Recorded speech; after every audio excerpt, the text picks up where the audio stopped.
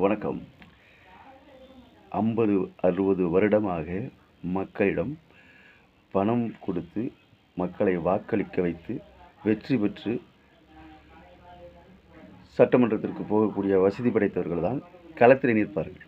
ஆனால் இந்த தேர்தல் நல்லா கவனிக்க வேண்டும். இந்த தேர்தலில் தமிழக வெற்றி கழகத்தில் இருக்கக்கூடியவர்கள் சாமானியர்களுக்கு எந்தவித பின்புலம் இல்லாமல், வசதி இல்லாமல், வாய்ப்பு இல்லாமல் அந்த கட்சிக்காக உழைக்கிறாங்க பார்த்தீங்களா, அவங்களுக்கு சீட்டு கொடுத்துருக்காங்க.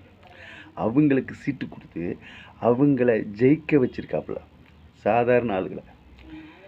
இப்போ நீங்கள் 2 கட்சிலையும் பார்த்தீங்கன்னா 50 கோடி 100 கோடி அவங்க இருக்கிறவங்க தான் சீட்டு கொடுத்து அவங்கள ஜெயிக்க வைப்பாங்க. ஆனால் மக்களிடம் காசு கொடுத்து ஓட்டு வாங்கலான்னு அவங்க நினச்சாங்க. அந்த கனவையெல்லாம் தகடு தகடாக பிரித்து மக்கள் ஜனநாயக அடிப்படையில் தமிழக வெற்றி கழகத்தில் இருக்கக்கூடிய சாதாரண வேட்பாளர்களுக்கு வாக்களித்து வெற்றி பெற செஞ்சுருக்காங்க. இதுதான் ஜனநாயகனுடைய எழுச்சி. இந்த எழுச்சி இது ஒரு புரட்சியாக உருவாகி இன்றைக்கு சாதாரண ஆளுகளாக இன்றைக்கி எம்எல்ஏவோ அமைச்சராகவோ ஆகலாம் என்பதை இந்த தேர்தல் நிரூபிச்சிருக்கிறது. வாழ்த்துக்கள் அண்ணா, விஜய் அண்ணா, வாழ்த்துக்கள்.